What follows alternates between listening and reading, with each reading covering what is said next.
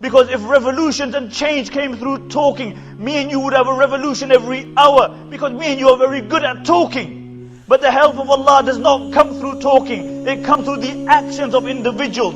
If you want the mercy of Allah to descend, if you want the help of Allah to descend, then you have to do actions. You have to perform actions, because this is when the help of Allah subhanahu wa ta'ala descends.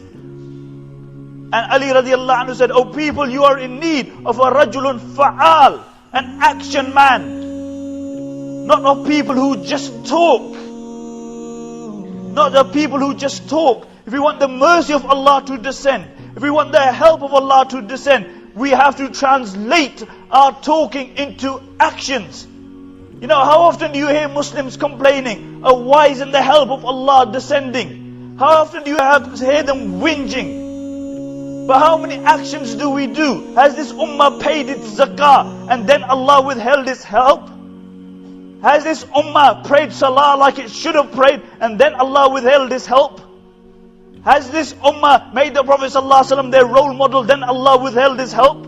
Has this ummah made people like Abu Bakr and Umar and Khadija and Fatima their role models and then Allah withheld His help?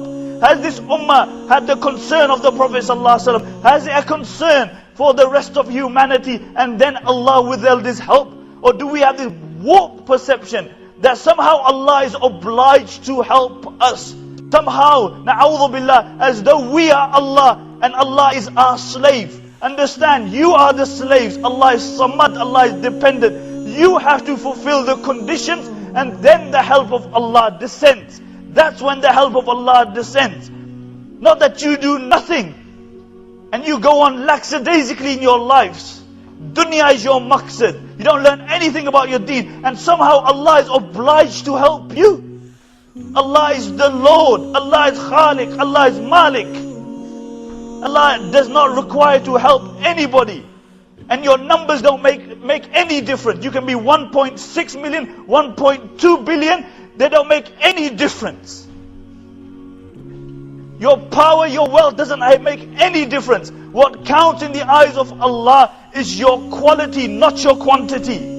Your substance. And this is the reality.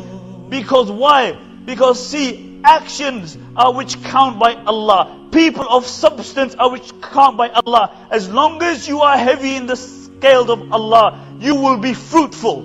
You will be fruitful.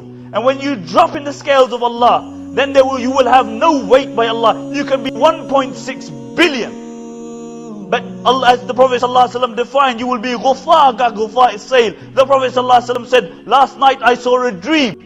And I saw a dream in Abu Bakr radiallahu anhu was being weighed. And the rest of the ummah was being weighed. And Abu Bakr was heavier than the rest of the ummah. And then I saw Umar ibn Khattab being weighed. And then I saw the rest of the ummah being weighed. And Umar ibn Khattab was heavier than the entire ummah. And then in another narration, the Prophet ﷺ said, a time will come, you will be ghufa ka ghufa as-sayl. You will be like the froth, not even the froth. The froth is too good for you. You will be like the twigs and the rubbish in the froth. And the Sahaba said, will we be small in number? And the Prophet ﷺ said, you will be huge in number. Maybe he meant you will be over 1 billion in number.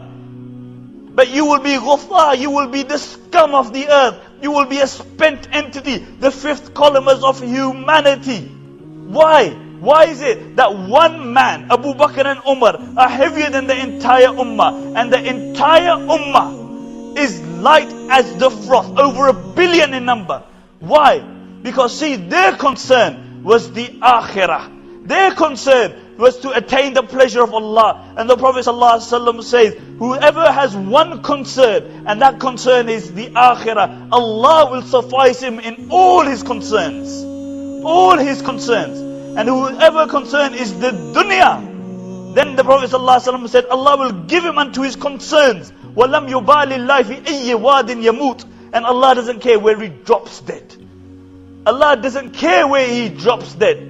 Allah has no time for that person. And therefore, we are people, we are ummah. We aspire for Jannah. We aspire for the pleasure of Allah subhanahu wa ta'ala. And therefore we have to be people of actions. We must always aspire for the highest.